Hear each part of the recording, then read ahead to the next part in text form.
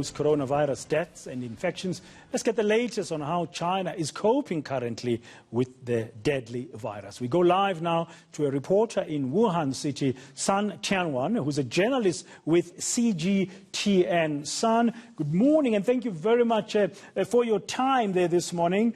First up, just a quick update. I know you're far away. We understand there's a hotel in the city of Guangzhou that has collapsed during the weekend, killing at least 10 people with scores still missing. That hotel was being used as a quarantine center. What's the latest you have from where you are? Well, actually, I'm still in Wuhan, so the rescue work in Fuzhou, I have no idea what's going on there. But the rescue work is apparently going on. Still rescue, trying to see if there are any survivors from the center. So let me bring you the latest in Wuhan, actually. So this morning, the National Health Commission says Hubei province reported 36 new cases on Sunday. It's the third consecutive day that the province has saw a two-digit growth. So compared to weeks earlier or days earlier, this number is much better.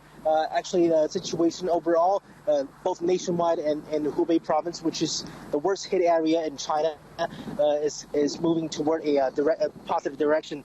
And also, Hubei province also reported 21 new deaths. So Wuhan, the capital city of Hubei, accounted for the majority of the new deaths.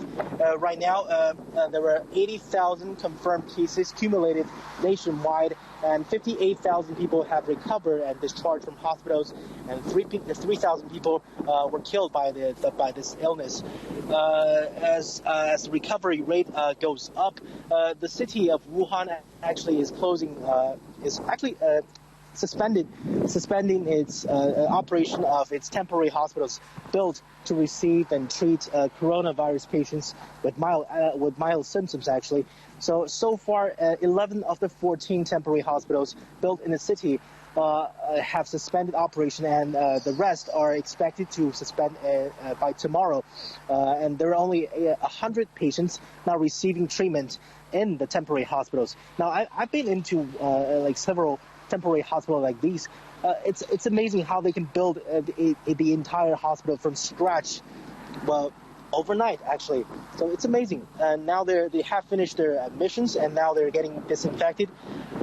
So health expert told me the rest patients who are confirmed that they will be sent into designated hospitals in Wuhan instead of the makeshift hospitals. Back to you. Okay, San, so there's a bit of a wind blowing there in Wuhan City. From what you are saying, 11 of the 14 temporary hospitals that were built specifically recently to deal and manage the outbreak of COVID-19 have now been closed. This is like good news. Does this mean that Wuhan City is no longer the epicenter?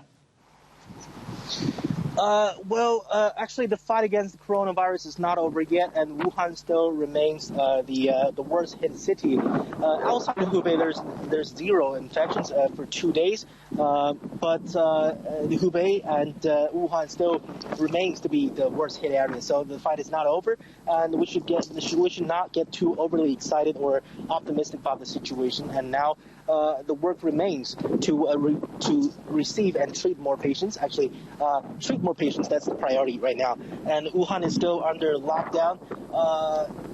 Only public services like water, electricity, police, and food production are still running.